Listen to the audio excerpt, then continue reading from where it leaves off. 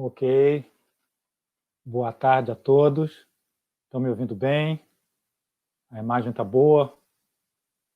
Espero que sim. Bom, para mim é uma grande satisfação ter essa conversa sobre um tema tão instigante, tão interessante, nesse período de quarentena.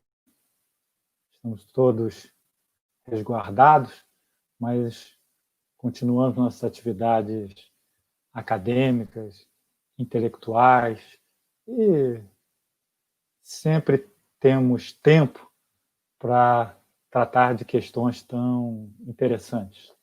Então, para mim, é um imenso prazer tratar desse tema, que é um tema que eu realmente tenho um prazer especial, um gosto especial para tratar dele. Então, são duas questões que normalmente aparecem distantes. Uma é as teorias, ideias do economista inglês John Maynard Keynes, que muitos pensam que trata da macroeconomia, exclusivamente isso, e que Keynes não teria essa outra face, essa outra faceta de ter sido um grande investidor. Então, nós vamos juntar aqui o Keynes, macroeconomista e investidor, com conhecimento operacional de bolsa de valores. Bom, eu quero dizer que pelo programa das aulas que eu passei, nós vamos ter hoje 1h40 de aula, nós vamos até umas 6 horas, 10 minutos para as 6 horas, e vamos tratar, então, primeiramente, do curso em si, o que será esse mini curso. E na segunda parte eu já vou começar a apresentar alguns slides, tipo esse que aparece aí na tela. O Wesley está me ajudando a manipular aí o programa e ele vai, então, maximizar esses slides para nós conversarmos sobre eles. Ele vai tratar dessa forma, ele vai colocar assim. Mas nós vamos ainda demorar um pouco para chegar em cada slide desse. Wesley, vamos voltar para a tela anterior. Eu queria fazer uma apresentação assim desse curso, né? O Keynes é muito interessante, economista, e não preciso ficar repetindo suas teorias. Vou até falar sobre elas mais à frente, particularmente na terceira e na quarta aulas do nosso encontro. Mas hoje eu vou dar uma geral assim sobre a vida do Keynes, como o Keynes se encontrou com esse mundo dos investimentos, para inclusive justificar o nosso curso. Bom, vale dizer que o Keynes ele era um economista que tinha diversas facetas. Ele não era só o macroeconomista, como a gente vai ver nesse curso mesmo. Mas, na verdade, ele tinha atividades em outras áreas. Vou só dar um pequeno toque para vocês, mas, por exemplo, Keynes era um grande apoiador da cultura e colecionador e comprador de obras de arte. O Keynes escrevia biografias de grandes pensadores. Escrevia do Thomas Malthus, do Trotsky, do Leon Trotsky. Bom, ele tem um livro chamado Ensaios de Biografias, onde lá ele escreveu mais de 20 ensaios tratando de diversas esferas da vida de cada um desses pensadores, esses grandes pensadores da sua época. Mas ele também fazia investimento. Keynes começou a fazer investimento aos 22 anos, investimento que eu estou chamando de investimento em mercados líquidos, Iniciou aos 22 anos e fez até o final da sua vida, que ele faleceu aos 64 anos, em 1946. E esse investimento, então, o Keynes era um grande investidor, mas grande investidor, mega investidor, em bolsa de valores. O Keynes era um mega investidor em mercado de commodities e também era um grande investidor em mercado de moedas, câmbio. Então, o Keynes tratava desse tema na vida dele desde os 22 anos até os 64 anos, e eu diria que quase que cotidianamente. E ele tem uma grande mudança na sua forma de atuação entre a década de 20 e a década de 30.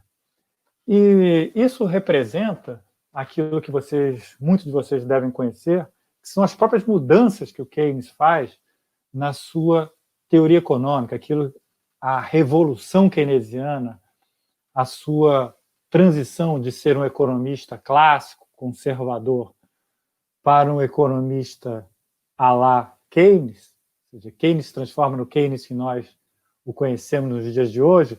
Isso também tem uma mudança na sua forma de atuação como investidor.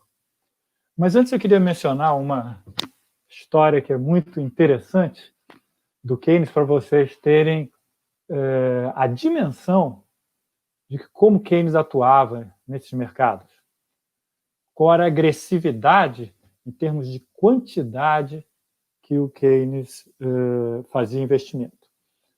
Nós não vamos tratar aqui do mercado de commodities nem do mercado de câmbio, vamos tratar do mercado de ações. Mas eu quero contar uma história do mercado de commodities.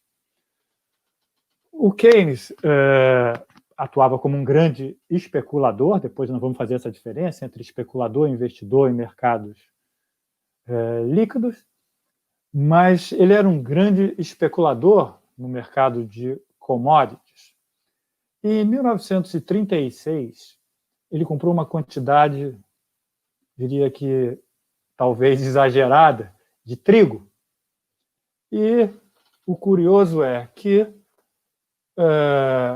as pessoas começaram a chegar no rio Tâmisa, o rio que corta Londres, uma fila de navios, uma fila interminável de navios. E as pessoas começaram a perguntar o que era aquilo. E a corretora que o Keynes atuava, o dono da corretora ligou para ele apavorado, perguntando o que era aquilo, porque um funcionário tinha dito que o Keynes tinha comprado todo o consumo de trigo da Grã-Bretanha por um mês. E, de fato, o Keynes tinha comprado todos aqueles navios. Na época, os mercados de commodities não transacionavam tal como transacionam hoje. Hoje transacionam papéis. Naquela época transacionavam a carga, de fato. Aliás, alguns mercados nos dias de hoje ainda transacionam. Aqui no Brasil mesmo, quem quiser comprar e vender commodities, tenha cuidado, porque algumas você vai ter que receber a carga. A maioria não, mas grande parte, quer dizer, uma pequena parte, como, por exemplo, café. Café é transacionado na quantidade física. Então, tenham cuidado, não mandem entregar, não comprem café e marquem a data da entrega, porque vocês vão ter que pagar o armazém, vão ter que receber e pagar o transporte. Bom, voltando ao Keynes. Então, existia aquela fila enorme dentro do rio Tâmisa, de navios carregados de trigo. E o Keynes teria que receber, nem ele mesmo tinha noção da quantidade de trigo que ele tinha comprado. Então, ele ficou desesperado e pensou o seguinte: eu tenho que colocar aqui na capela do King's College, que era a faculdade, o college que ele dava aula. Ele disse o seguinte: eu tenho que receber todo esse trigo. E depois vocês deem uma olhada na internet, procurem fotos da capela do King's College. Vocês vão ver que é uma coisa enorme. E o Keynes começou a fazer as contas de quantos metros cúbicos tinha a capela do King's College. E ficou muito irritado. Ficou muito irritado porque a quantidade de trigo que ele tinha comprado não caberia dentro da capela do King's College. Bom, ele então pensou o que fazer, né? O que fazer, porque teria que receber aquela quantidade enorme de navios com aquela carga que ele não sabia onde colocar. Bom, então ele pensou o seguinte: olha, eu vou mandar verificar se esse trigo está na qualidade que eu comprei e se está, de fato, higienizado da forma que as regras estabelecem. E então ele disse o seguinte: olha, só vai desembarcar depois de fazer um teste na qualidade e higienização da carga. E quando começaram a fazer o teste, perceberam que o trigo não estava suficientemente limpo e que precisava, então, sofrer um processo de limpeza para ser desembarcado. Então, o que as empresas fizeram? As empresas contrataram companhias que limpassem esse trigo para poder ser descarregado. E, quando isso começou a ser feito, isso durou 1 semana, 2 semanas, 3 semanas, e ainda continuavam fazendo a higienização da carga de trigo. O Keynes aproveitou e, nesse período, ele vendeu toda a carga e, portanto, não foi necessário descarregar. E o que consta é que ele não ganhou nem perdeu com essa operação, só tomou um susto. Keynes operava utilizando uma conta-margem para fazer essa transação que nós acabamos de descrever. É bom saber o que é uma conta-margem. Conta-margem são recursos operados pelo investidor, mas esses recursos são da corretora. A corretora faz um empréstimo para o investidor fazer as suas operações. E por isso você paga, então, uma taxa de juros e paga uma taxa de administração. Então é por isso que a gente ouve por aí, tem gente falando, estou operando 10 milhões, estou operando 20 milhões. Aí você fica imaginando, né? Mas será que essa pessoa tem 10 milhões, tem 20 milhões? Uma pessoa que tem 20 milhões estaria passando por esse estresse nesse momento, comprando, vendendo, comprando, vendendo? Na verdade, os recursos, o principal, os 20 milhões, pertencem à corretora. É óbvio que ela não te dá logo de primeira 20 milhões. Ela talvez te dê no primeiro mês 15 mil reais, depois você vai honrando os seus compromissos, ela passa para 20 mil, 30 mil. Se você já está alguns anos operando com aquela corretora, pode ser que você tenha realmente disponível 10 milhões para operar. Mas a corretora sabe que ninguém perde os 10 milhões em operação de bolsa de valores. Você só pode operar naqueles segmentos autorizados pela corretora. Sabe que uma ação não vai cair de 10 para 0. Ninguém vai perder 10 milhões e vai ficar inadimplente com a corretora. A corretora sabe ali que o preço das ações variam 2% para cima, 2% para baixo, nessa faixa aí por dia. Então, é essa faixa que eles estão, na verdade, vendo o risco, né? Então, que opera ali com 10 milhões, pode perder no dia 40 mil, pode ganhar 40 mil, assim, no limite, mas é menos do que isso. Então, qual é a jogada aí? Ao final de cada mês ou semana, de acordo com o contrato seu com a corretora, você tem que renovar o empréstimo. Isso significa o quê? Se você está com mais do que os 10 milhões, por exemplo, o que acontece é que você retira a sua parte e continua operando. Se você está com menos que 10 milhões, você tem que pagar a corretora. Então é isso, é só uma questão de ajuste semanal ou mensal para mais ou para menos. Então você fica operando com o que é chamado de conta-margem. Essa é a atividade do especulador. O especulador faz isso. Então, o exemplo que eu dei é o exemplo do Keynes operando com uma conta-margem para comprar trigo no mercado de commodities. Especulador, na verdade, se concentra na variação de preços, né? Ou seja, não importa se essa variação de preços é das ações da Petrobras ou das ações da Vale. O que importa é que quanto variou para cima ou para baixo, comprou e vendeu. Porque o especulador não se importa, na verdade, com a empresa em si. Qual a empresa? O especulador se importa com variação de preços. O investidor, diferentemente, o investidor mergulha na empresa. O investidor se torna sócio. Ele se torna também um participante dos negócios da empresa. Então, ele está interessado na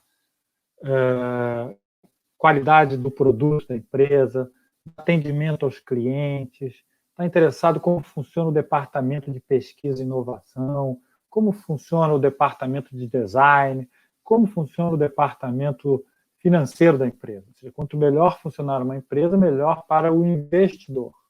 Isso não tem nada a ver assim, com as buscas, as ideias de um especulador. O especulador quer saber do preço e da sua variação na Bolsa de Valores.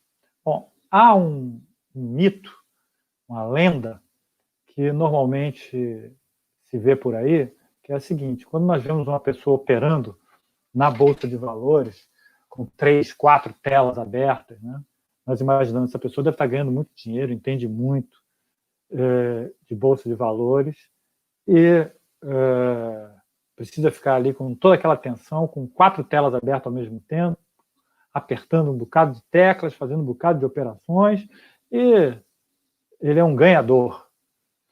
Não.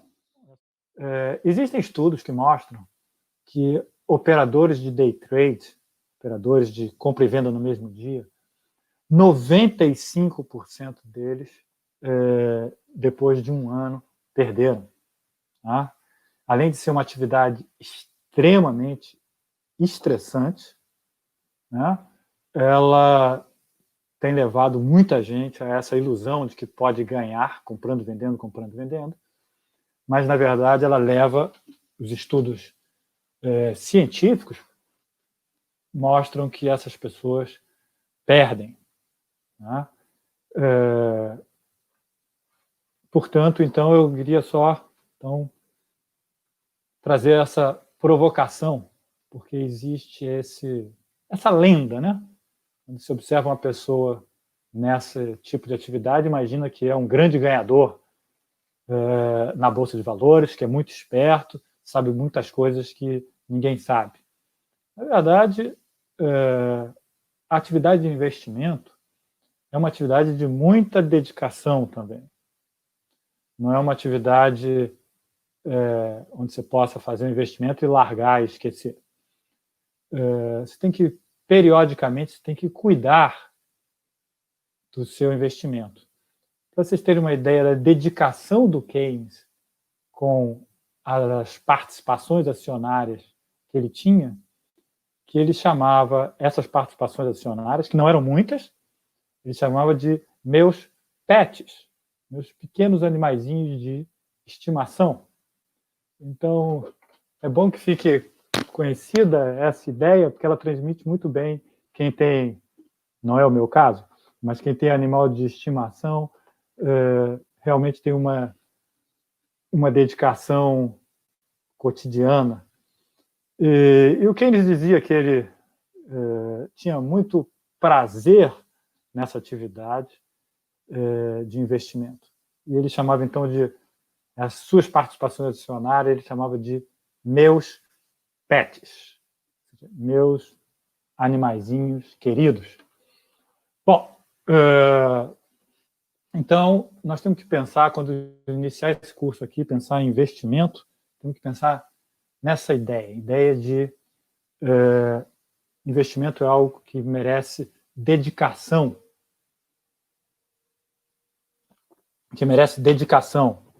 E dedicação, nesse caso, não é simplesmente ficar olhando para a tela. do computador e ver como é que está variando, né? Porque, aliás, isso é um estresse desnecessário. Na verdade, a dedicação que o investidor tem que ter é com um estudo muito profundo das empresas que ele decide comprar, ações, participações acionárias,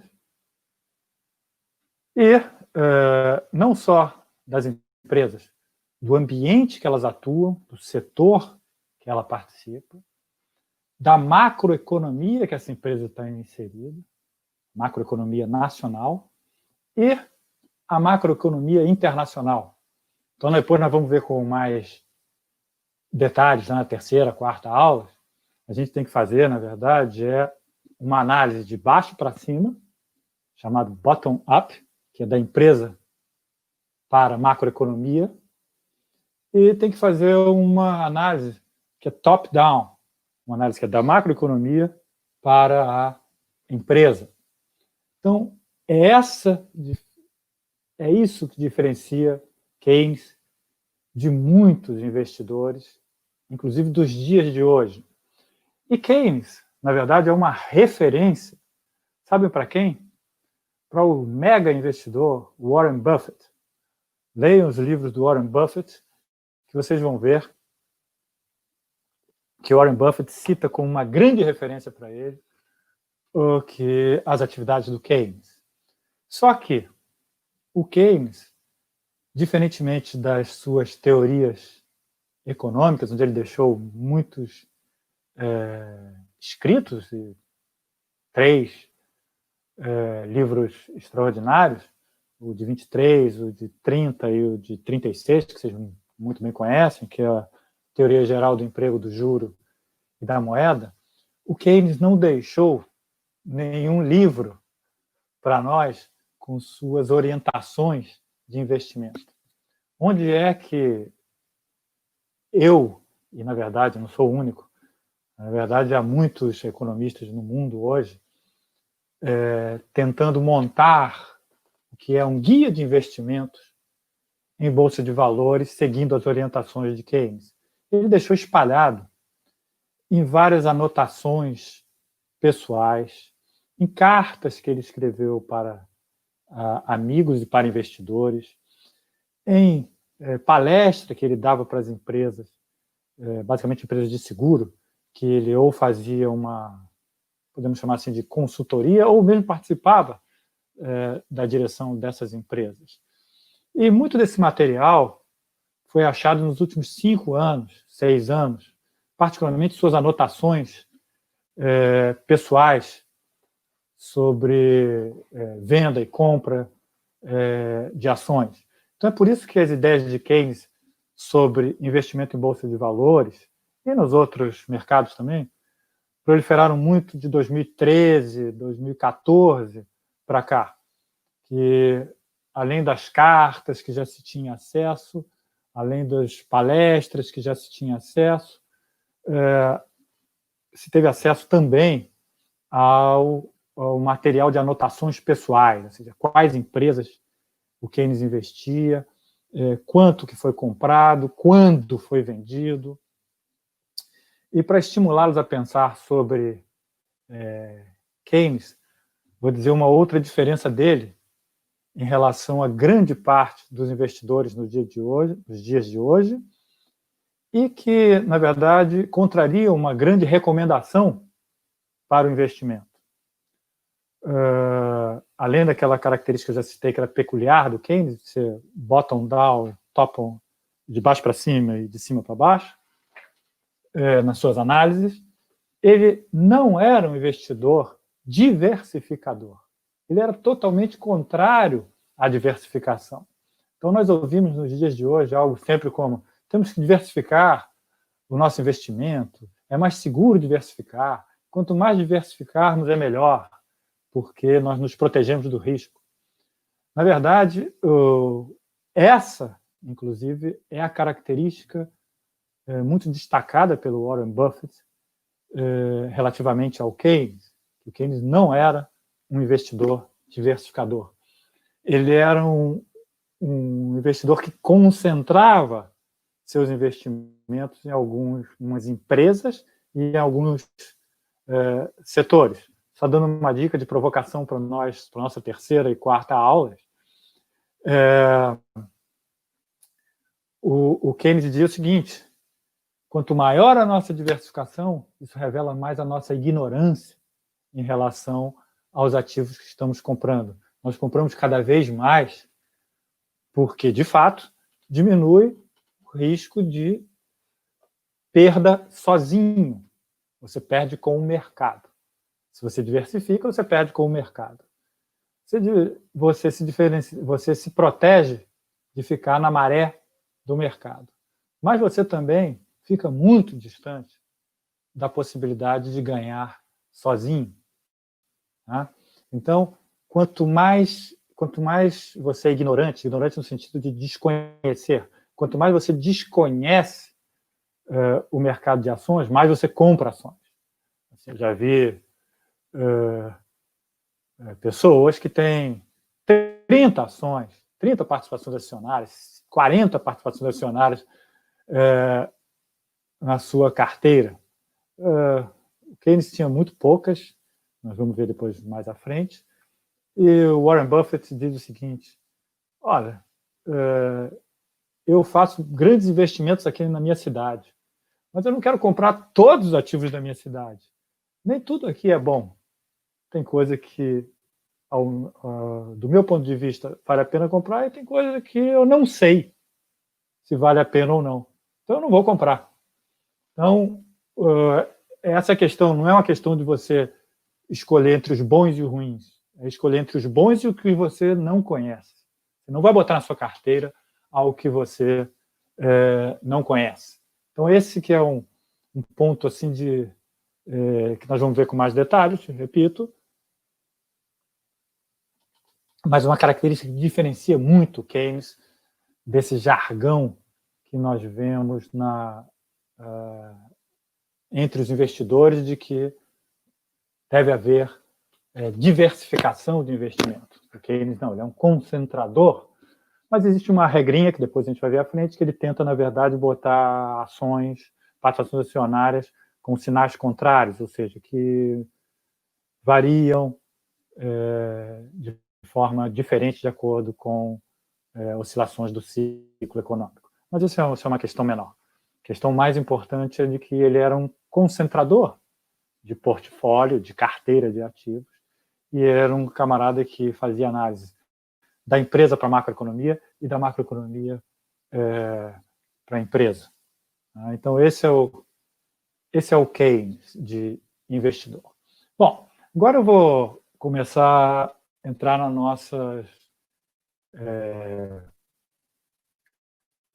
nossos slides e vamos conversar um pouco sobre cada um.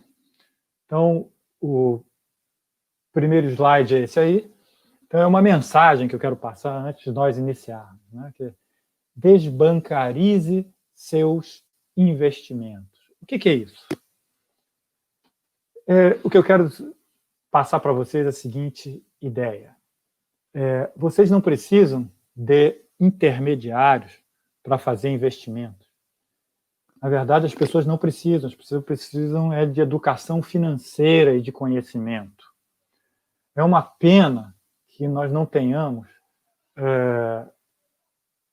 talvez no ensino médio, talvez com uma cadeira obrigatória nas universidades, isso não faça parte da nossa cultura, a educação financeira. Porque nós não precisamos de ninguém dizer onde nós temos que colocar a nossa poupança, ou seja, aquela parte da renda que nós não gastamos. Tá? Nós somos capazes de fazer isso, somos capazes de decidir isso.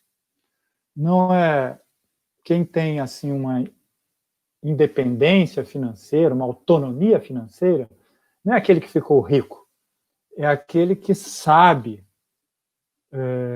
organizar os seus investimentos, é aquele que sabe investir, sabe analisar o seu investimento. Quando eu falo desbancarize o seu investimento, o que eu estou querendo dizer não é que vocês não utilizem uma corretora ou um banco. porque isso é obrigado a usar. Não tem como fazer investimento sem ter uma corretora, um banco de intermediário. O que eu estou falando é para desbancarizar, no sentido de que vocês são capazes de formular uma ideia onde investir e não aceitar e ouvir conselhos de membros de corretoras ou de bancos, sugerindo onde você deve colocar os seus recursos aqui ou acolá. Então, o que eu digo é o seguinte: desbancarize-se significa, na prática, o seguinte: liberte-se dos conselhos que vêm de dentro das corretoras. Mas, fisicamente, você tem que operar com uma corretora sendo intermediária. O que ela não pode é influir nas suas decisões, mas ela é o instrumento entre você e o seu investimento. Para você fazer uma compra de ações, para você fazer uma compra de títulos públicos, embora não seja o tema aqui do nosso curso, você tem que ter um banco ou uma corretora. Olha, não é tema aqui do nosso curso o investimento em títulos públicos, não é o tema. Mas eu digo para vocês o seguinte: só existem dois grandes ativos na economia para se fazer investimento. São ações e títulos públicos. Existe uma série de quinquilharias aí, de letrinhas que vocês ouvem falar aí, de siglas, 3 letrinhas e outras bobagens que tentam vender às pessoas, títulos de capitalização, COI, essas coisas assim, que são um monte de lixo que as pessoas, coitadas, que não têm educação financeira, caem nessa arapuca e acabam comprando esse tipo de ativo. Mas, na verdade, vocês têm que decidir, e todos os investidores conscientes têm que decidir entre o que eles vão colocar em ações ou em títulos públicos. É isso. E quero dizer uma outra coisa também, que dificilmente alguém fica rico fazendo investimentos financeiros. Ora, alguém me diz: olha, mas eu vi que um amigo meu ficou rico, ficou milionário. É verdade, eu também vi um amigo meu que ficou rico e milionário que jogou na Mega Sena e ganhou. Ou seja, não é tão fácil ficar rico e milionário. Na verdade, a consciência financeira ela é muito mais para você evitar perdas e evitar que intermediários financeiros possam levar vantagem em cima de você. Então, você está defendido, na verdade, de intermediários financeiros que tentam sempre capturar uma taxa de administração, uma tarifa, uma corretagem, e te dar um conselho que, se fosse bom, ele teria feito e não teria contado para ninguém. Mas esse que é o ponto. Esse que é o ponto. O ponto é que, quando você faz investimento e é consciente do seu investimento, você está defendido desses conselhos que vêm de dentro das instituições financeiras, que elas lucram com esse conselho, e você tem a sua capacidade, então, de ficar livre de tarifas, taxas, etc., e você decide o seu investimento. Eu garanto a vocês todos que estão assistindo essa aula, vocês são muito mais capazes do que aqueles que aconselham. Por dois motivos. Um, que eu acho que vocês são capazes de estudar mais do que aqueles que fazem conselhos, porque aqueles que fazem conselhos, eles são, na verdade, comerciantes, eles querem vender o ativo para você.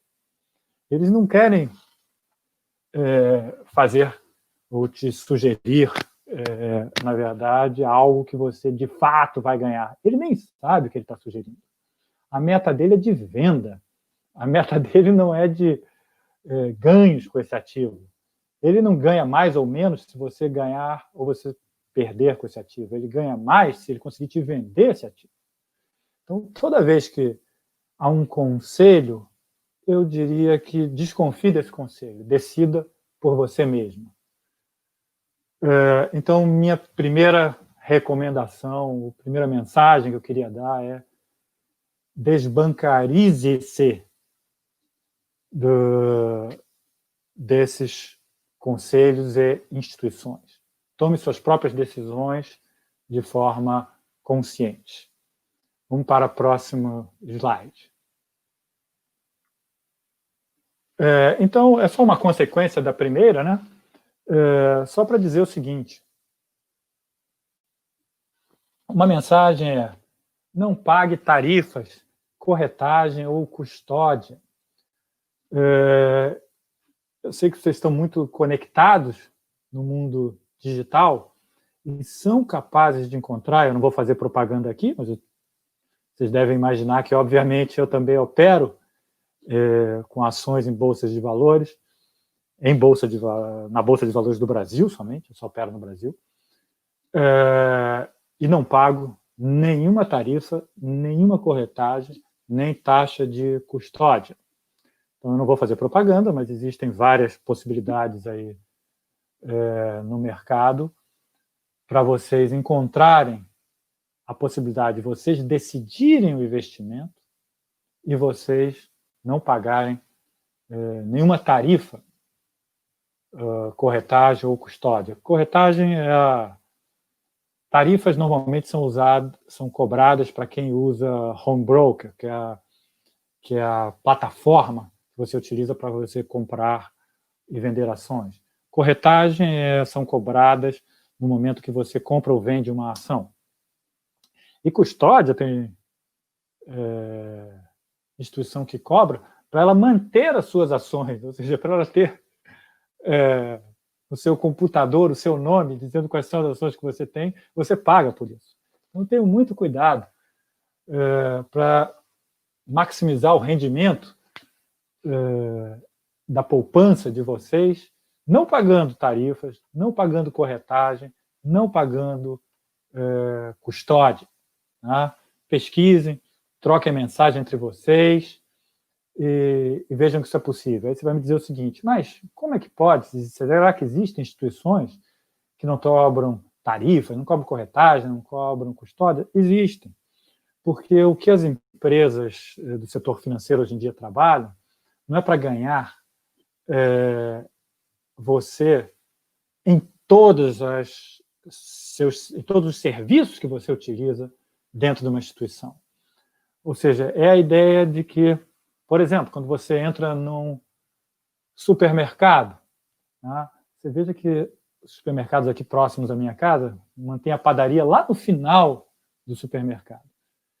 Se eu entrasse lá só para comprar pães, isso seria bom para o supermercado, mas seria melhor ainda se eu comprasse mais do que pães. E por que eles colocam a padaria lá no final do supermercado? Porque eu passo por todas as gôndolas e prateleiras para chegar até a padaria e posso me interessar por um outro produto. É a mesma coisa que as instituições financeiras fazem atualmente. Elas querem trazer o cliente, o investidor, para dentro da instituição. Querem trazer para dentro da instituição. E por isso tem muitas delas que não cobram tarifas, custódia ou corretagem. Mas lá elas vão te oferecer muitas outras coisas, até eletrodomésticos para comprar. Eu opero com uma instituição que ela atualmente tem, você quando tecla lá no seu celular, tem a parte de investimentos, tem a parte de conta corrente e tem a parte de shopping. Você comprar tênis, comprar eletrodomésticos, etc., no banco. Isso é um banco. No banco. Então, debita imediatamente da sua conta corrente. Então, essa é a ideia. A ideia hoje das instituições financeiras é trazer o cliente para dentro. Não é ganhar em todos os serviços que ela presta. Porque se ela traz para dentro, ela tem o seu cadastro e ela pode, com isso, começar a te oferecer outros serviços. Quando você se cadastra, você coloca a sua renda, você coloca o bairro que você mora, você apresenta uma série de características para a instituição e ela vai utiliza esse cadastro de forma a catalogar por grupos e começar a oferecer outros serviços. E talvez sejam interessantes mesmo. Não estou dizendo que não são. Só estou dizendo que a tática de não cobrar tarifas e corretagens é trazer para dentro com o intuito de oferecer outros serviços e, a partir desses outros serviços, começar a ter algum ganho em cima daquele cliente X ou Y. Mas, em verdade, ela não precisa ganhar em cima de todos os clientes. Então, se eu, por exemplo, eu não vou lá e não compro eletrodoméstico, não compro tênis no banco, que eu tenho conta, e não pago tarifa, não pago corretagem, não pago custódia. Bom, comigo ela não ganha nada, ela só perde comigo. Mas isso não é importante para ela. O importante é o conjunto. É o conjunto. No grupo de clientes da minha faixa de características, ela tem que ganhar. E ela ganha. Por isso que ela se dispõe a fazer esse tipo de operação gratuita. Ok? Então, vamos passar para o próximo slide. Bom, aqui a gente já vai entrar em bolsas de valores de verdade. Bom, então eu queria apresentar aqui alguns conceitos. O que são ações? Eu sei que muitos já sabem, mas é preciso aqui a gente, já que nós estamos nos propondo a fazer educação financeira, nós temos que começar do início. Ações, na verdade, são títulos de propriedade de uma empresa. Então, é esse item A aí, ó, conferem a seus detentores, que são os investidores, a participação na sociedade da empresa. Então, quando você compra uma ação, você passou a ser dono da empresa. Tá? Você pode se tornar um banqueiro. É só você comprar ações de bancos. Então, as pessoas falam muito que banqueiros ganham muito dinheiro no Brasil. É só se tornar banqueiro comprando ações dos bancos. A diferença é que os acionistas majoritários têm uma quantidade extraordinária de ações relativamente aos seres comuns, como nós. Então, a questão aí, você está comprando um pedacinho, você está comprando uma parte da empresa sua. Você pode comprar desde uma ação até a sua capacidade de comprar. Você pode comprar na Bolsa de Valores uma ação. Tá? Depois nós vamos ver como é que se faz isso também. Então, o investimento em Bolsa de Valores não é algo que seja necessário ter muitos recursos. Tem ações que custam R$10, custam R$5, custam R$20, custam R$30, custam R$120. Então, tem ações de preços os mais variados possíveis. Você pode comprar uma ação. Tem um lote para vender de ações, que é o lote de 100 ações, mas você pode comprar o lote fracionado. Então, você pode comprar uma, duas, três, até 99 ações. Você pode comprar o lote de forma fracionada. Tá?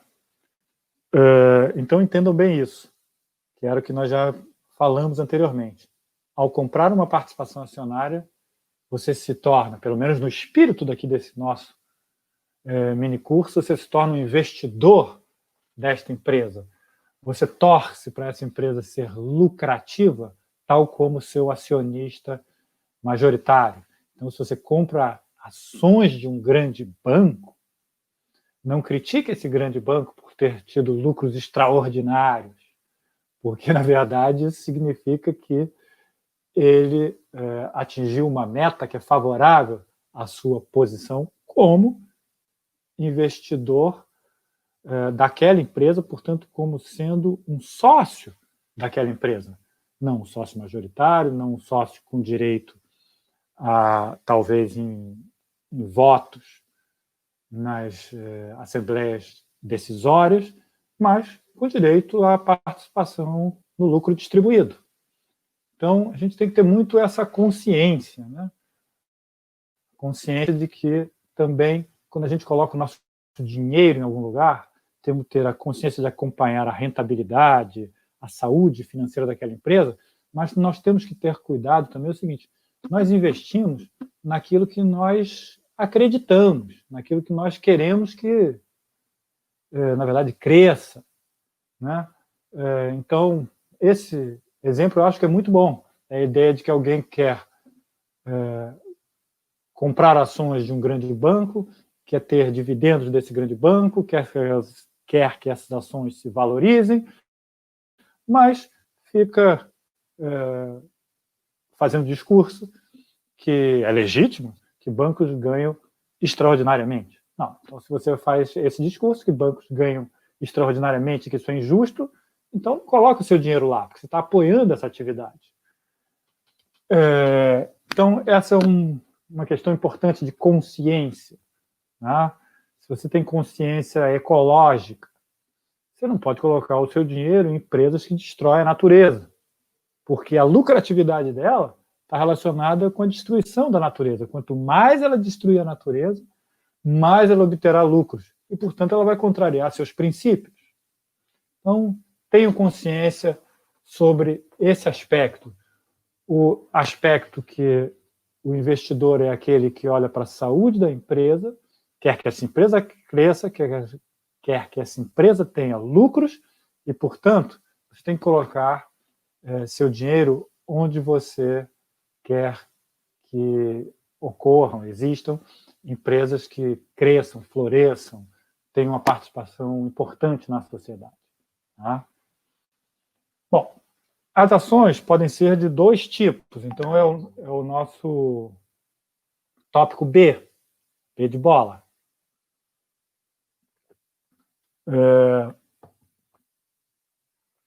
Então, ações podem ser ordinárias ou preferenciais.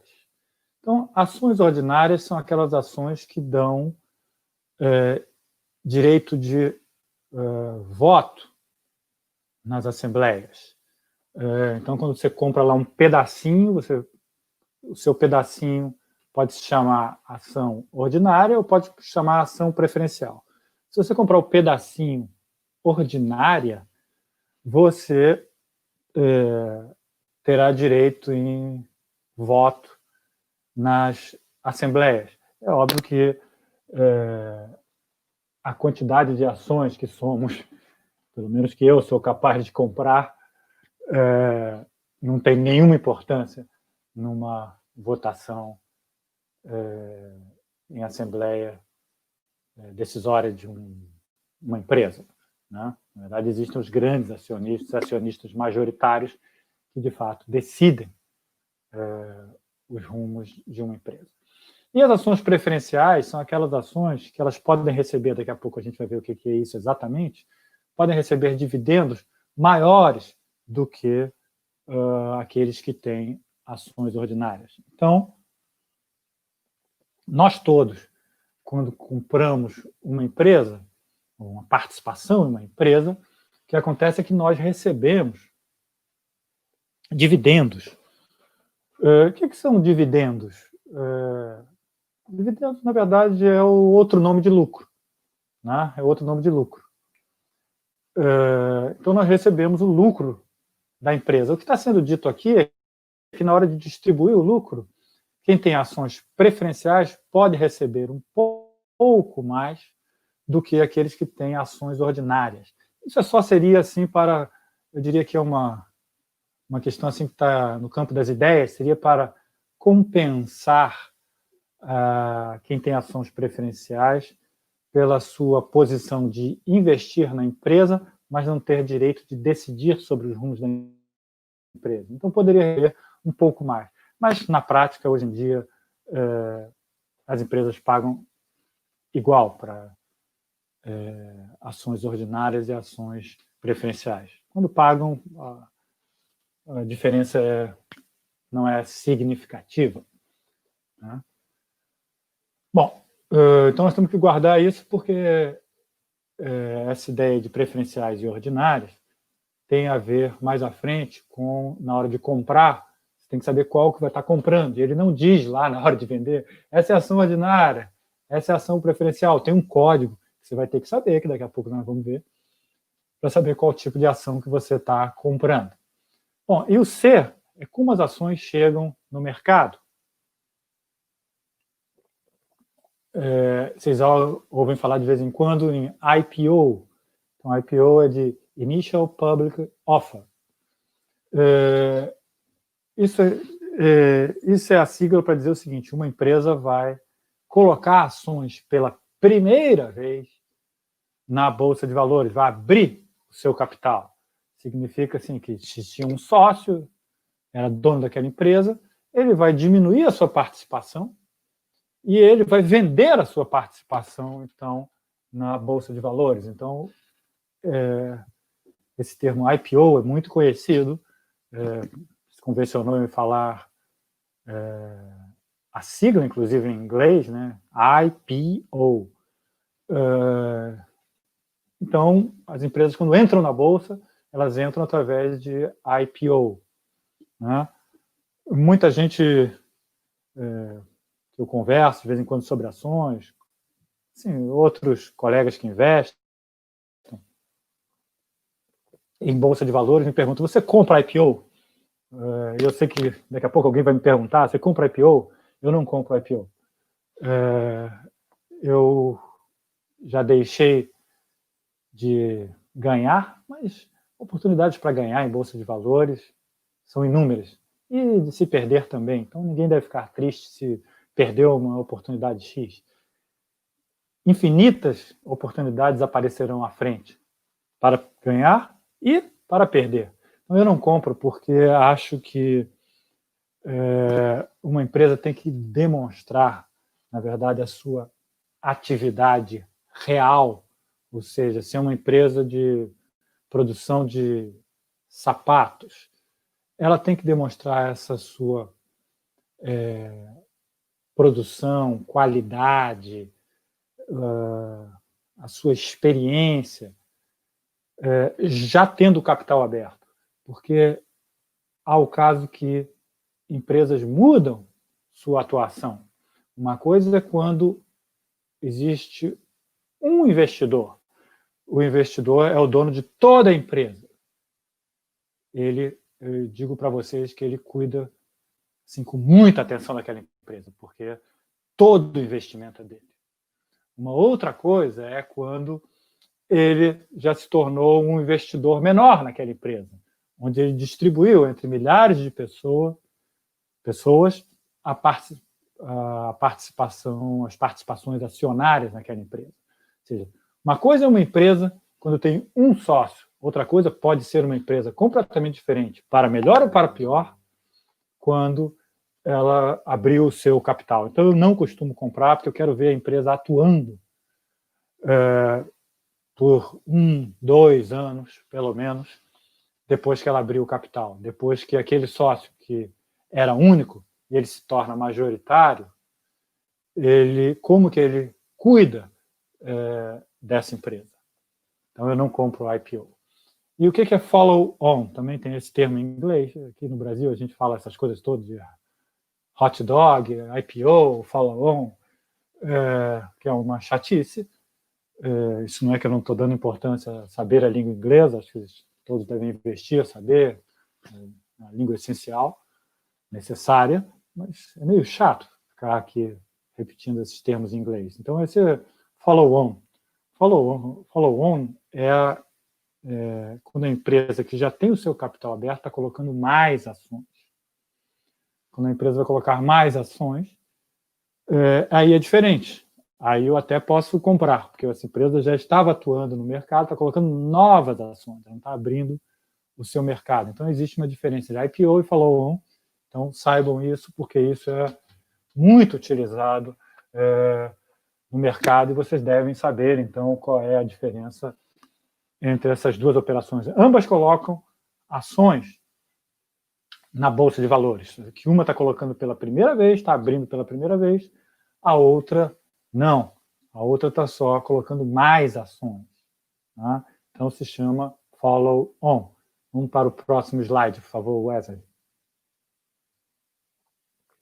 Bom, aqui são alguns códigos que vocês têm que saber para vocês conhecerem bolsa. Bom, só um parênteses aqui. Isso tudo que eu estou falando para vocês agora, que são termos, alguns códigos, esses detalhes que eu estou falando, eles são muito necessários, porque depois, se a gente não souber esses detalhes, nós não vamos entender lá na frente orientações para fazer investimento na visão de Keynes. Tá? Então, isso aqui é fundamental para entender o vocabulário mais à frente. E para depois também vocês fazerem operações, aqueles que vão iniciar em Bolsa de Valores. Aliás, o momento eu não sei dizer se ele é propício ou não.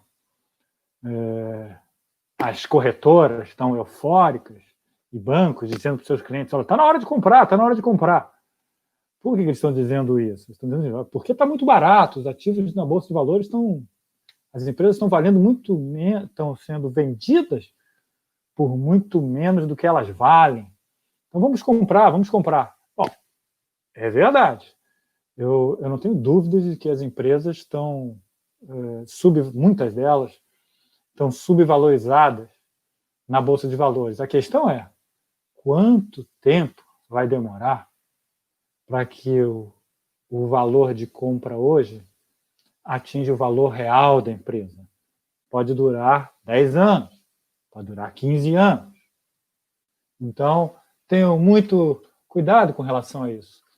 A Bolsa, por exemplo, a Bolsa de Nova York, que vocês sabem que quebrou lá, os preços despencaram em 1929, ela só recuperou seus índices 10 anos depois. Então, ela cresceu de fato, mas os índices que ela tinha em 29 só recuperou 10 anos depois. Então, tenham cuidado com essa propaganda de que está na hora de comprar, está na hora de comprar, está na hora de comprar. Pode ser que daqui a 4 anos, 5 anos, as empresas tenham recuperado. Se tiverem recuperado, realmente foi um grande investimento. Se elas recuperarem daqui a 12 anos, 15 anos, não foi um bom investimento. Então, tenham muito cuidado com relação a essa recomendação que está muito em moda agora. Às vezes que eu abro aí as propagandas das corretoras e vejo alguns desses grandes conselheiros que administram grandes fortunas dizendo que é hora de comprar algumas ações. Eu diria que é hora de reflexão. Se vocês querem algum depoimento sobre isso,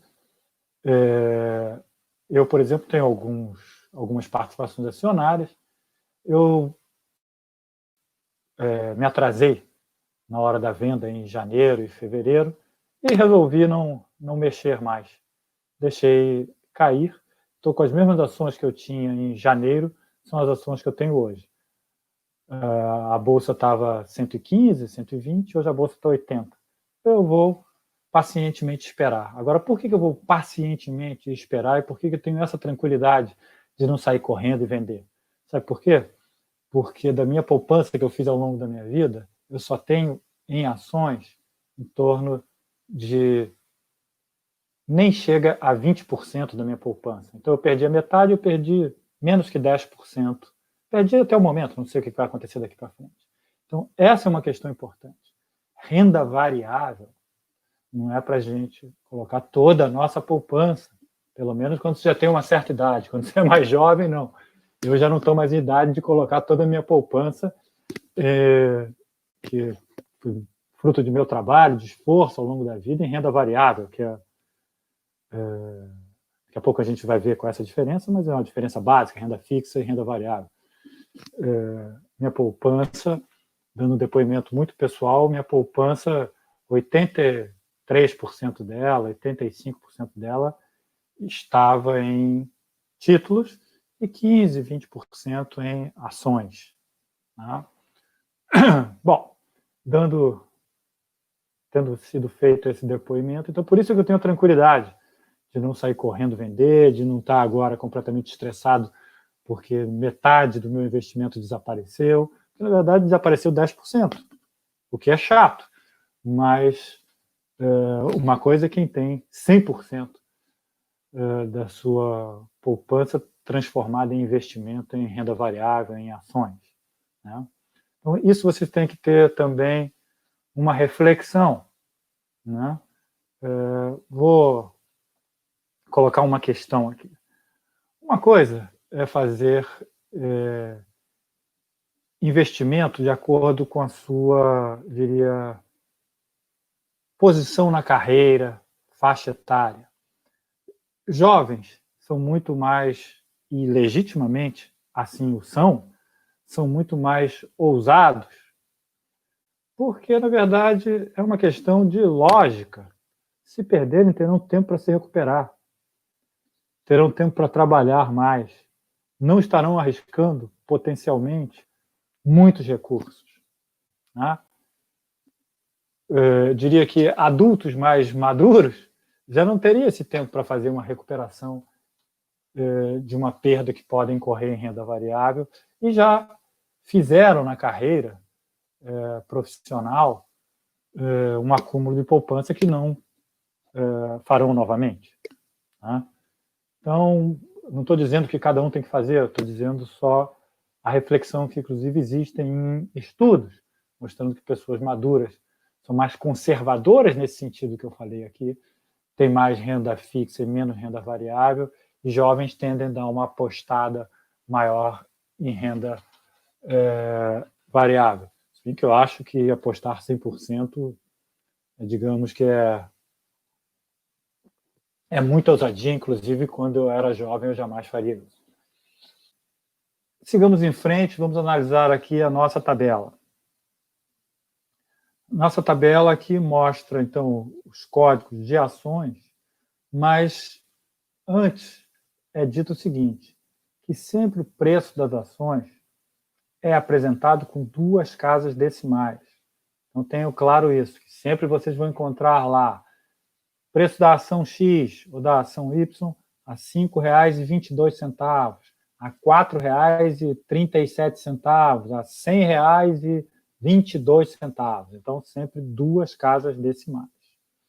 Bom, e agora a gente está vendo ali, olha, Banco do Brasil, BBAS3, Banco Inter, que é BID, que fala, né? BID 4, Taesa é uma empresa de energia elétrica, aparece TAI 11, Banco Bradesco, aparece BBDC 4, Vale 3, Banrisul, BRSR 6. A questão é, quando você vai comprar uma ação, não aparece lá na plataforma, no home broker da corretora, não aparece Banco do Brasil, não aparece Banco Inter, aparece BBAS3, Banco Inter, aparece BID 4. Então você tem que olhar para essas 4 letrinhas mais este número que aparece, tem que saber do que se trata. Você tem que conhecer também os códigos das ações que você quer comprar, tá? Então, a questão é a seguinte, não é chamado de código de ação, eles chamam de ticker. Ticker é o código de uma ação. Então, no mercado financeiro, quando alguém pergunta qual é mesmo o ticker do Banrisul, você tem que falar BRSR6, tá? Então, tem sempre 4 letras. Os números são sempre 3, 4, 5, 6 ou 11. Bom, esses números são muito importantes saber o que são, tá? A gente tem que saber o significado de cada número desse, porque eles vão ter uma representação em termos de indicação se essas ações são ordinárias ou preferenciais, ou, como a gente vai ver, a gente pode comprar também um pacotinho de ações que esses números indicam, esse tal pacotinho que eu já vou explicar o que é. Bom, e conforme eu estava dizendo, esses números, eles têm representação. Qual a representação? Toda vez que uma ação acabar com 3, você está comprando uma ação ordinária. Então, você está comprando lá Vale 3. Está comprando uma ação da Vale, que é uma ação ordinária. Você está comprando um BID 3. Está comprando Banco Inter ordinária, que são as ações que dão direito a voto. Se você estiver comprando ações com 4, 5 ou 6, você está comprando uma ação preferencial. Então, é só lembrar do slide anterior, por exemplo, que Banrisul acaba com 6. Né? Então, Banrisul acaba com 6, é BRSR. Então, 6. Então, você está comprando ali, ou vendendo, uma ação preferencial. Então, você tem que saber, sempre quando tem o final 4, 5 ou 6, são ações preferenciais, ou seja, aquelas ações que podem receber um valor em termos de dividendos maior do que aqueles que têm ações ordinárias. Conforme eu já disse, isso aí é dizer assim, uma recompensa, entre aspas, para aqueles que têm ações preferenciais e, portanto, não têm direito a voto. Mas, na prática, todas as ações preferenciais e ordinárias pagam, basicamente, os mesmos dividendos. Tá? Bom, e o que é esse 11? É importante saber. Ali no slide anterior apareceu lá TAE 11, que é Taesa 11. Taesa é a empresa de energia elétrica, conforme eu disse. Mas algumas empresas elas oferecem 3, 4 e 11. Por exemplo, o Banco Inter oferece BID 3, BID 4 e BID 11. O que é BID 11? Quando tem o número lá atrás, lá o número 11. Quer dizer o seguinte, que você está comprando ali não é uma ação, está comprando um pacote de ações, tá? Um pacotinho de ações. Por exemplo, do Banco Inter. O Banco Inter, a unit deles são 2 ordinárias e uma preferencial.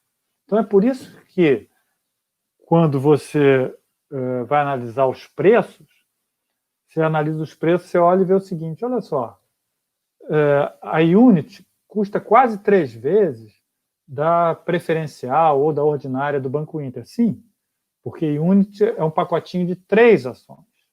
Tá? Então é por isso. Mas também não tem uma relação aritmética direta. Da seguinte forma, você quer saber qual o valor da unit, você pega uma preferencial, mais 2 ordinárias, somou o valor, dá o valor da unit. Não, não dá. Que não tem essa relação linear aritmética, porque, na verdade, o preço das ações na Bolsa de Valores depende de demanda e oferta. Então, o preço de uma unit do Banco Inter é aproximadamente 3 vezes o preço de uma ordinária, BID 3, ou de uma preferencial, BID 4. Tá? Então, isso é preciso saber. O que você está comprando? Então, 11 é um pacote de ON mais PN, de ordinária mais preferencial. Final 3, você está comprando ações ordinárias. Final 4, 5 ou 6, está comprando ações preferenciais. Então, é muito importante saber essas siglas com esses números. Sem saber isso, é impossível de entender o que acontece no mercado e de fazer qualquer operação. Vamos à próxima slide. Bom, com ações, você pode ter vários tipos de ganhos com a ação. Quando você compra uma ação, você se torna um investidor da empresa. Você tem o ganho de capital. O ganho de capital, já vou explicar já o que é. O ganho de capital é simplesmente o seguinte, você comprou uma empresa ou uma ação pelo valor de X e ela está valendo X mais delta X à frente. Você tem um ganho de capital, ou seja, o seu ativo se valorizou. Tá? Seu ativo se valorizou. Então, nesse sentido, você deveria procurar ações baratas. Depois, mais à frente, vai ficar mais claro o que é ações baratas. Vai comprar ações baratas para esperar que elas se valorizem, cresçam de valor. Aí vocês vão perguntar, e quando ela crescer de valor, eu devo vender? A minha resposta é, isso é uma decisão sua, mas você está se desfazendo de um ativo que está mais valorizado. Tá? É só isso. Você não é um especulador. Se você é um investidor, você tinha uma empresa que valia X. Agora você é dono de uma empresa, ou de uma parte da empresa, que vale mais ainda. Então você deveria ficar mais satisfeito, sentir mais prazer de que sua empresa vale mais do que antes, não se desfazer dela. Mas isso é uma decisão de cada um, é um sentimento de cada um. Bom, o que são dividendos? Né? Dividendos são, vai ter um próximo slide falando sobre isso, mas dividendos são os lucros que são distribuídos. Né? Então, quando você tem uma empresa de capital fechado, ela distribui lucros para os seus donos, para os seus sócios. Quando você tem uma empresa de capital aberto, o lucro tem outro nome. O lucro se chama dividendos, então ela distribui dividendos, né, para os seus acionistas, para os seus investidores. Juros sobre capital próprio. Daqui a pouco a gente vai ver sobre isso, vai ver o que significa isso. Juros sobre o capital próprio. É muito interessante isso aí, mas é algo que vocês vão achar meio estranho, e eu também acho, quando eu explicar para vocês o que é juros sobre capital próprio. Bom, bonificação de ações, daqui a pouco a gente vai ver, aluguel de ações também. Então, vamos passar para o próximo slide, aí vamos vendo o que é cada um. Dividendos, etc. Bom, então, vamos lá. Olha o que diz esse slide, que quando você é acionista, você sempre receberá uma parte dos lucros dessa empresa. Agora, quando a empresa, ao final de um exercício, ou durante um exercício, ela tem lucro, o que acontece? Existe uma assembleia de acionistas para decidir quanto desse lucro vai ser distribuído para os acionistas. Tá? Então, existe uma regra na Bolsa de Valores, que é chamada B3, que a empresa pode discutir, ou seja, a Assembleia de Acionistas pode discutir quanto vai distribuir do total dos lucros da empresa. Mas, no mínimo, 25% necessariamente tem que ser distribuídos aos acionistas. Bom, aí vocês vão me dizer, mas quer dizer que não distribui tudo do lucro? Não, não distribui tudo. Por que não distribui tudo? Porque empresas decidem fazer investimentos. Então, o que nós vamos fazer com lucro? Senta lá os acionistas e diz, o que nós vamos fazer com lucro? Vamos investir tudo na ampliação das nossas fábricas. Não. Se você é uma empresa de capital aberto, você pode decidir isso para 75%, que 25% necessariamente você tem que fazer uma distribuição. Bom, você pode pensar então o seguinte, por que eu vou investir numa empresa que distribui 25% dos lucros? Eu prefiro investir em empresas que tradicionalmente distribuem quase tudo, mais que 90% dos lucros. Olha, existem muitas empresas que distribuem quase tudo, mais que 95% dos seus lucros. E existem empresas que só distribuem 25%. Aí você tem que pensar, mas qual dessas empresas que mais me interessa e por quê? Bom, por que é atrativo ter ações de uma empresa que distribui poucos rendimentos? Distribui poucos dividendos, distribui só 25%. O que essa empresa é? O que ela vai fazer? Em geral, são empresas menores. Então, vejam, empresas menores distribuem somente, por exemplo, 1/4 do lucro que apuraram. Você vai dizer, eu já compro uma empresa pequena, ainda ganho pouco, para que eu vou ter essa empresa? Vou ter essa empresa porque essa é uma empresa que ela está pretendendo crescer. Ela está colocando 25% nas mãos dos acionistas e está colocando 75% para crescer. Então, possivelmente, você não vai ter ganhos de rendimentos nessa empresa, ou os ganhos de rendimento serão baixos, mas você pode ter um ganho de capital grande, porque se essa empresa cresce a partir desse investimento e tem sucesso, você vai ter um ganho de capital enorme. Então, esse é o tipo de investimento que se faz em empresas pequenas, empresas em geral, empresas de alta tecnologia, que são empresas que entram na bolsa de valores baratas, distribuem poucos rendimentos, mas em compensação fazem muitos investimentos e têm um potencial de crescimento extraordinário. Vocês sabem que nesse mundo da tecnologia é possível crescer num tempo curto e a taxas extraordinárias. Então, essa é a atratividade de quem distribui poucos rendimentos. Agora, você tem que olhar o seguinte, se quem está distribuindo pouco rendimento é uma empresa promissora ou já é uma empresa consolidada. Tá? Uma empresa consolidada, eu vou dar uns exemplos. Quem são as empresas que são consolidadas e distribuem muitos dividendos, no sentido de distribuir quase todos os seus lucros? São, por exemplo, empresas, vou citar duas áreas, setor financeiro, setor de energia. Os grandes bancos, eles distribuem dividendos que são realmente recompensadores, porque eles têm lucros elevados, tá? E eles distribuem quase tudo dos seus dividendos, porque eles não têm mais para onde crescer. Eles já são grandes, eles não têm para onde crescer, eles não crescem mais. Eles crescem de forma vegetativa, tal como cresce a população e o número de pessoas bancarizadas.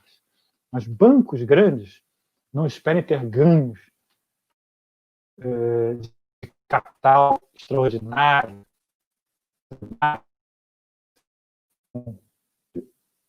participações acionárias. Não quero fazer propaganda, mas vocês sabem exatamente quais são os grandes bancos brasileiros, e o que eles têm de atrativo é que eles distribuem quase todo o lucro apurado. Então, essa é a diferença. Você está comprando uma empresa que você espera ter ganhos de capital e espera que a empresa ganhe. Que a empresa cresça, desculpa. Então, repetindo, está comprando uma empresa pequena que distribui poucos dividendos, mas você espera que ela cresça. Então, você vai ter um ganho de capital extraordinário, potencialmente extraordinário. Uma outra coisa é comprar uma empresa já consolidada. A empresa consolidada ela não é só grande, ela é uma empresa que tem história na Bolsa de Valores e que tem história na economia brasileira. Tá? Então, elas distribuem muitos dividendos, portanto, a rentabilidade do seu investimento é alta, mas você não espere ter ganhos de capital com essas empresas. Tá? Bom, uma questão aqui que vocês têm que saber que é importante, que é essa tal de DataX e DataCom. Eu não vou ler o slide, mas vou explicar para vocês o que é isso. Bom, quando você compra ações, você, então, se torna um sócio da empresa e vai ter direito, conforme a gente está vendo aqui, vai ter direito à distribuição dos dividendos. Só que você compra e vende ações, quer dizer, você não, eu espero que vocês não façam isso. A ação é igual sabonete, se você ficar passando muito a mão, ele derrete. Mas ações são compradas e vendidas todos os dias na Bolsa de Valores. Uma quantidade extraordinária, uma quantidade volumosa. Isso quer dizer o seguinte, que você pode comprar uma ação e não receber o lucro que foi distribuído. Por quê? Porque existem datas. Então, existe uma data chamada data com, que é a data que você comprou e você vai receber os dividendos que foram decididos na última assembleia de acionistas. Tá? Se você comprou um dia depois, na data X em diante, você vai levar a ação, mas quem vai receber os dividendos vai ser o detentor anterior, a quem deu as ações para você. Tá? Então, você tem que ter cuidado na hora de comprar. Mas isso, uma empresa distribui 3, 4, 5, 6 vezes dividendos ao ano. Você tem que ver se na hora que você está comprando, você está dentro da data com, ou você está dentro da data X. Se estiver na data com, você comprou ações e você vai ter direito aos dividendos. Se você comprou depois daquela data, o vendedor vai ter direito aos dividendos e você não. Você vai ter direito na próxima distribuição de dividendos. Então, tenham cuidado com isso, com data com e data X. Espera receber dividendos e não vai receber. Quem vai receber vai ser quem te vendeu. Então, às vezes, quando está próximo da data X, alguns detentores de ações vendem ações e eles vão ter o dividendo que eles carregaram por determinado período dessas ações. E o comprador só vai ter da próxima assembleia de acionista, o que é muito correto. Né? Ele está recebendo os lucros do período que ele foi sócio. Tá? Vamos para o próximo slide, por favor. Bom, entrem nesse site chamado meusdividendos.com, né? /agenda-dividendos/2019. Esse é um site muito interessante, que lá tem todas as informações sobre dividendos. Tá? Quanto foi distribuído, qual a data com, data X, tem de todas as ações da Bolsa de Valores.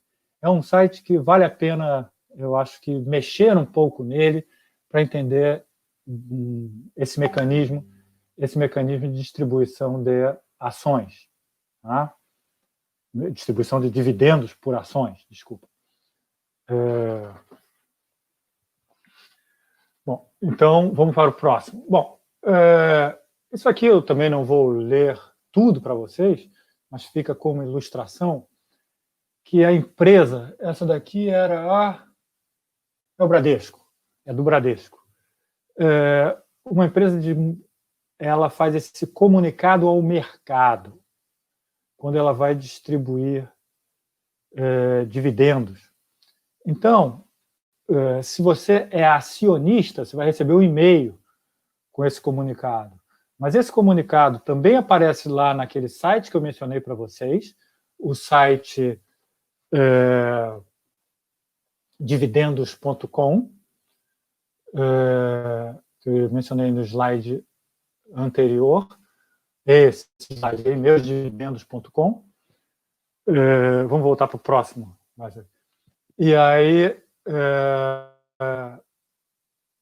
vocês têm todas as informações, como está dizendo, então, nesse site, vocês recebem e-mail. Mas se vocês também querem ter essas informações, vocês podem se cadastrar em cada empresa. Existe no seu site da empresa, existe lá uma área que é de relacionamento com os investidores. Então, basta você, sendo investidor ou não, você vai lá e se inscreve, coloca o seu e-mail, seus dados, etc., que vai receber também os e-mails. E é muito interessante para você entender das empresas que você tem desejo de investir, de entrar nessa área que está no site de cada empresa, que é relacionamento com os investidores, é RI. Lá tem muitas informações internas das empresas. As informações das empresas são informações obrigatoriamente públicas, porque não se pode diferenciação entre investidores que têm mais informação e menos informação. E assim como nenhum investidor pode ter informações que não são públicas ao mercado sobre decisões internas da empresa. Então, existe uma regra muito rígida sobre essa coisa que a gente ouve falar aí sobre inside information, que é você ter a informação lá de dentro da empresa. As informações que são necessárias para o investimento, elas são todas, ou pelo menos são públicas e são homogêneas. Todos os investidores da empresa ou potenciais investidores da empresa têm que ter o mesmo tipo de investimento. Tá?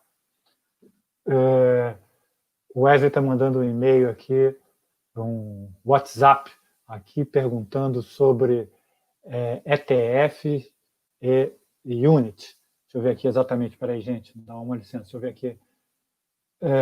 Tem essa pergunta no chat. Units são ETFs? Não, Units não tem nada a ver com ETF.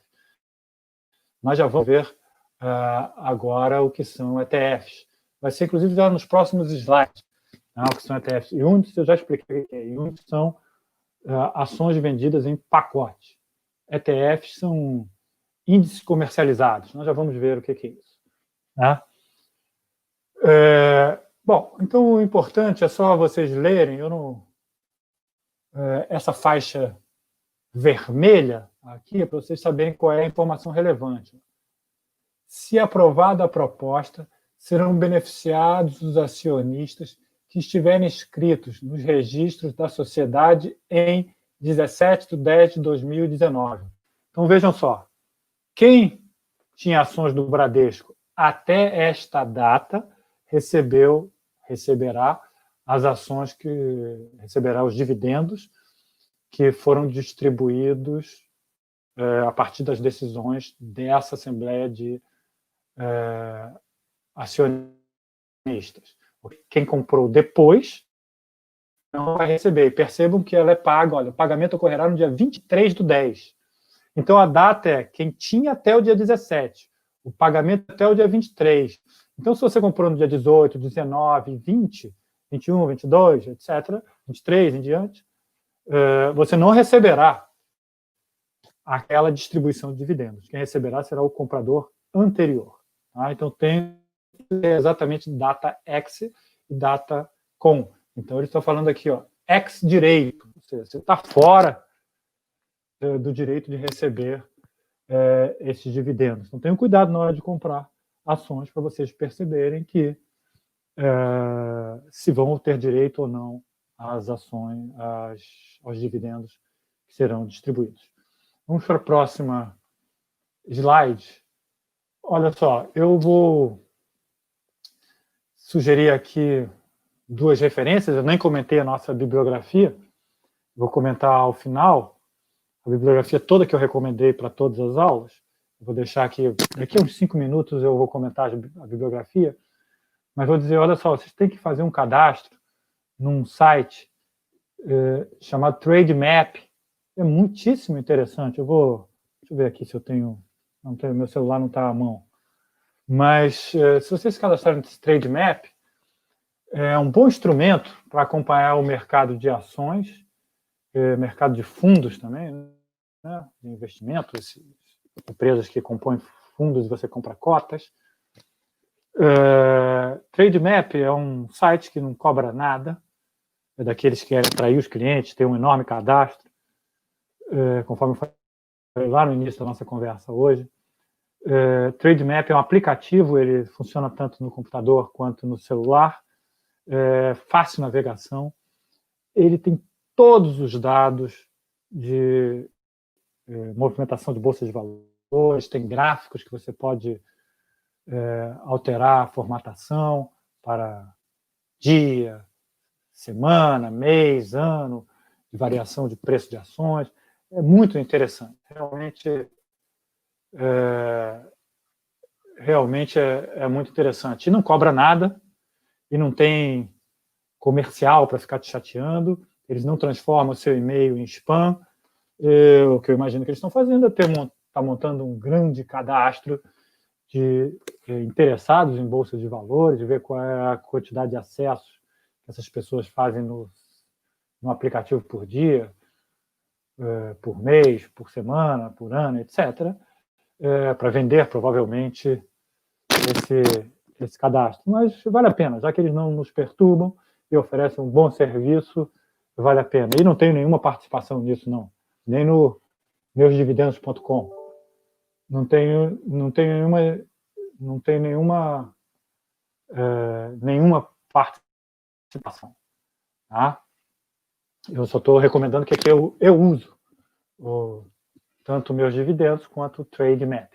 Vamos para o próximo, que eu só vou dar uma explicação sobre ETF. Não, ainda falta um pouco. Sobre ETF. Eu só vou explicar esse aluguel de ações, depois vou comentar a bibliografia e depois a gente faz nas próximas aulas. Mas só para mostrar, alguém perguntou sobre o que significa ETF. Wesley, anda uns slides para frente, por favor, devagar. Mais um. Aqui, ó. Aqui eu vou explicar o que são ETFs. Então, o nosso telespectador que tem interesse em saber o que é ETF, eu na próxima aula vou explicar ETF. Na aula de hoje não vai dar tempo. Já estou quase encerrando, só vou explicar como é que se ganha com... Vamos voltar para o slide anterior, por favor.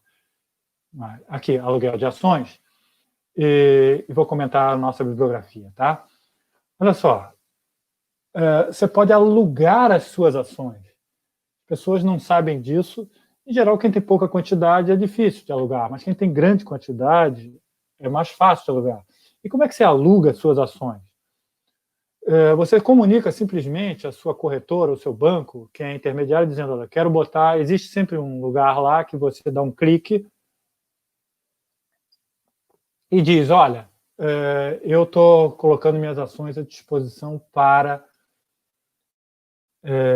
aluguel. Tá?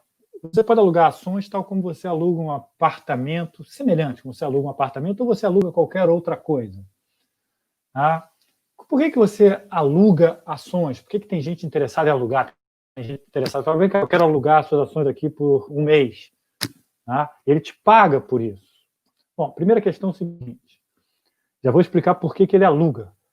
Quando você aluga, você não perde nenhum direito sobre suas ações. Você continua recebendo seus dividendos e essa operação ela é totalmente garantida pela Bolsa de Valores. Você não vai alugar suas ações e o sujeito vai desaparecer com elas. Não existe a possibilidade. Essa é uma operação comandada pela Bolsa de Valores. Você aluga, você na data prevista, você vai ter de volta as suas ações e você vai receber dividendos durante esse período. A única coisa que você não pode fazer é vender suas ações enquanto elas estão alugadas. Né? Por uma questão óbvia. Né? É a mesma coisa um apartamento. Você não pode vender se tem uma pessoa lá morando e você está recebendo o aluguel daquela pessoa.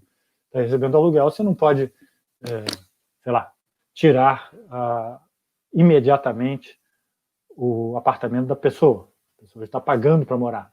Bom, não sei se é um bom exemplo, mas a questão é que, porque esse mercado imobiliário tem várias regras que eu não domino, mas a questão simples que eu tenho a dizer é a seguinte: você só não pode vender ações. Por que compram? Por que ações são alugadas?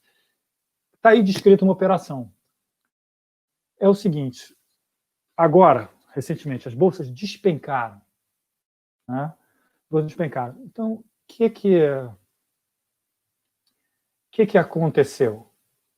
Vamos ver cada passo aqui. Ó. Um trader, que é um investidor, tem expectativa de queda do preço das ações. Então, essas ações que agora valem 50,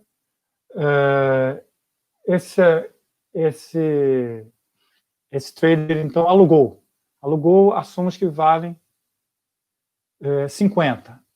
Ok. aí ele vai lá e vende as suas ações a 50. Aí o que acontece? Tem uma grande queda, como essa recente que houve agora. Aí, no meu exemplo, caiu de 50 para 40. Mas, na verdade, as ações caíram muito mais do que isso. As ações caíram quase 50%, algumas caíram até mais. Então, o que acontece? Ele alugou sua ação a 50. Ele pode vender a sua ação a 50. Aí depois ele tem que se devolver as ações. Só que o preço caiu. Aí ele vai lá e compra as ações a 40 e te devolve. É assim. Então ele obteve um lucro de R$10, no nosso exemplo aqui, por cada ação. Então esse que é o ponto. Se alguém espera uma grande queda, ele vai lá, aluga suas ações, vende, né? Depois ele vai lá, compra de volta a um preço mais baixo e te devolve as ações. Tá? Por que isso é feito? Porque, na verdade, o aluguel, você movimenta uma quantidade menor de recursos no aluguel. Ele não tem que comprar 10 mil ações da Petrobras, fazer essa operação, ele comprando e ele vendendo o total de ações. Na verdade, as ações são suas, ele está ganhando na diferença. Ele está só ganhando a diferença entre 50 e 40. Ele não tem que carregar todas as ações para fazer isso. Tá? Ele não tem que aplicar um volume muito grande de recursos. Tá? Ele aplica o volume do aluguel e ou se o preço da ação subiu, ele perdeu, porque ele vai ter que comprar a ação mais cara para te devolver. Então, existe essa possibilidade de ganho de aluguel. Bom, eu vou encerrar os nossos slides aqui por hoje, mas não estou encerrando ainda a nossa aula, não. Eu queria comentar só a bibliografia que eu coloquei aí e vou rapidamente sugerir para vocês como ter acesso a essa bibliografia. Espero que vocês tenham gostado aí do dia de hoje. Espero que tenha sido uma experiência. A gente melhore na próxima quarta-feira. Mas eu vou abrir aqui para mim. Vou abrir aqui para mim e vou comentar. Então, eu sugiro aqui, veja bem, só dizendo, na próxima aula eu vou continuar com operações no mercado de ações. Na terceira e quarta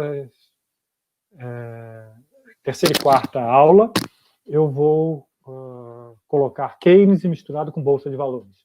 Por enquanto, a aula que vem é só ainda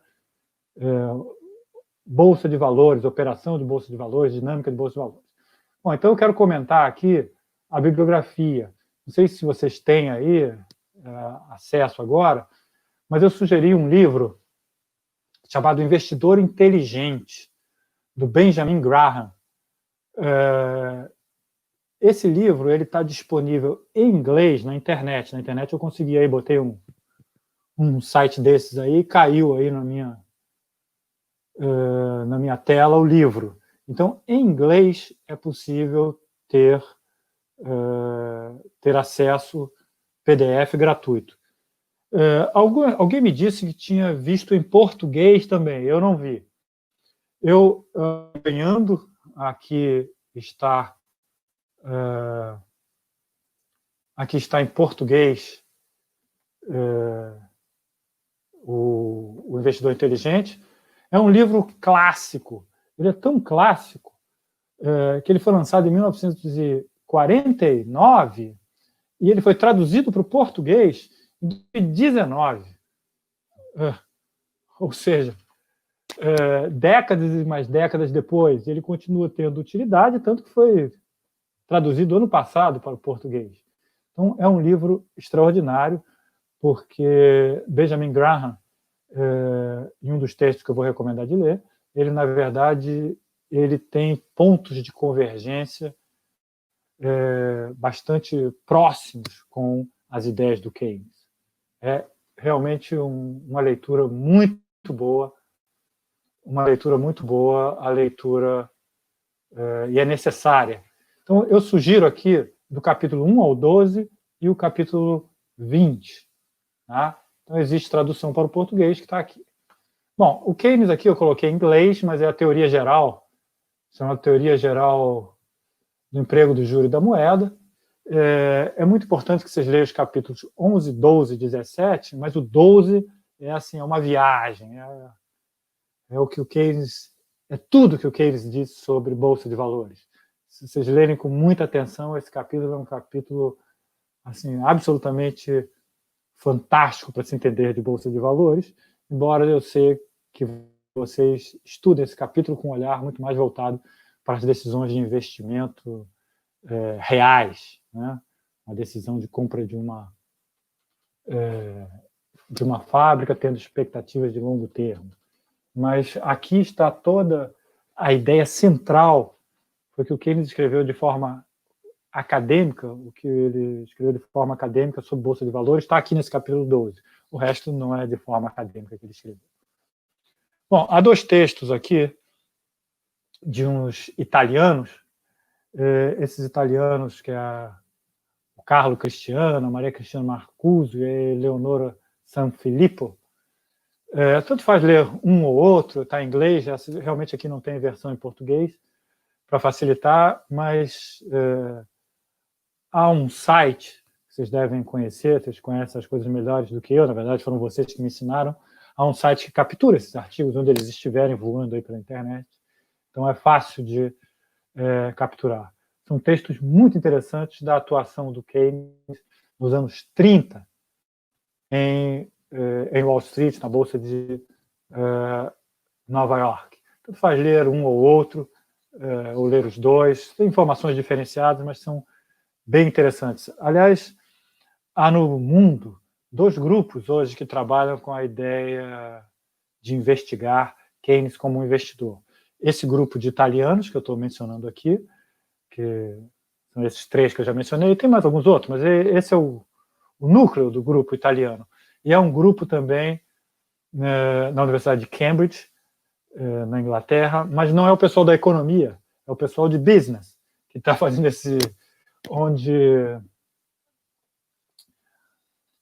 o professor que lidera esse grupo chama-se David Chambers. David Chambers?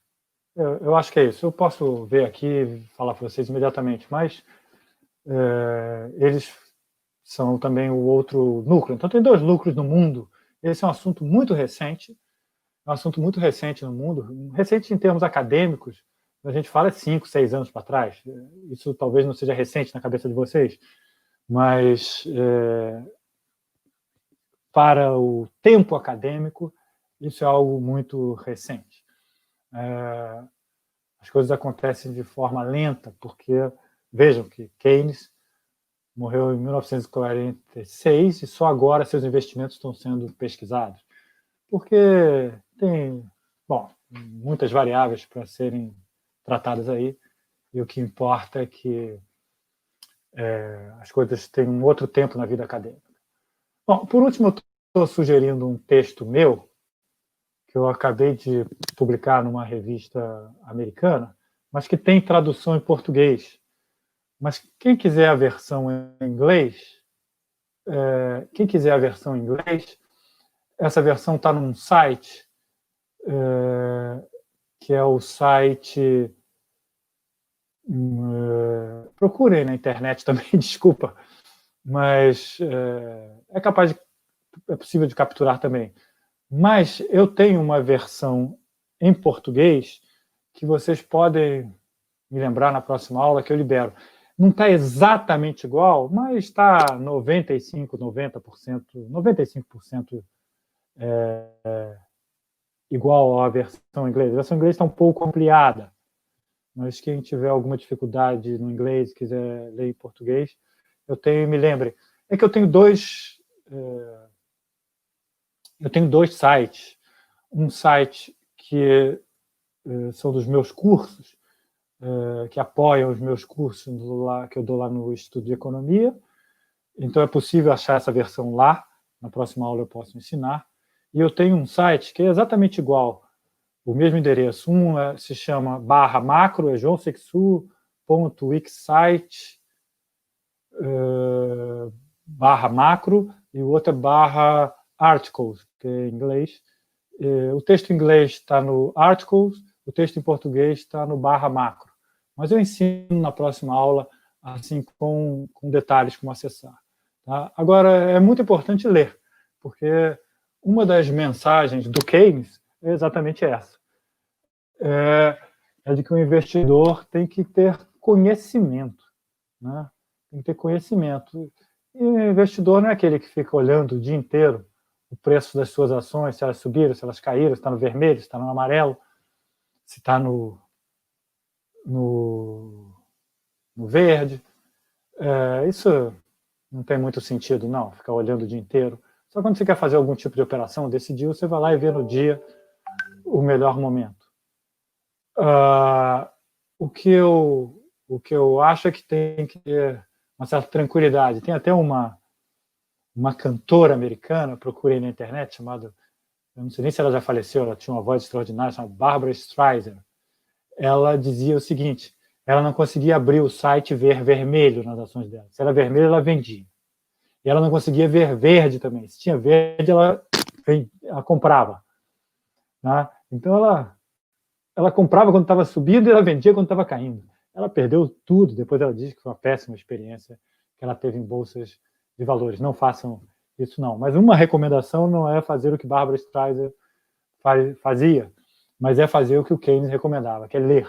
Assim, ler, estudar é muito importante para investir em bolsa de valores, para entender de bolsa de valores, seja para fazer trabalho acadêmico sobre bolsa de valores, seja para operar a bolsa de valores. Não sejam investidores ignorantes. Então, investidores ignorantes no sentido de desconhecer o que estão fazendo. Porque se vocês fizerem isso, vocês vão comprar, daqui a pouco vão ter 40 ações, porque vão comprando, alguém disse, tudo que alguém diz é importante. As pessoas tendem a valorizar argumentos específicos. Você tem que formar o teu conjunto de argumentos próprios através da leitura. Então, muito obrigado pela atenção de vocês. Agradeço muito. Na próxima quarta-feira estaremos juntos aqui às 4h. Esperamos não ter atraso. Dessa vez atrasei um pouco, porque estava com um pouco de dificuldade de mexer no aplicativo. Agradeço muito ao Wesley por ter nos ajudado. Um abraço a todos, tenham uma boa semana e se mantenham confinados e cuidem-se.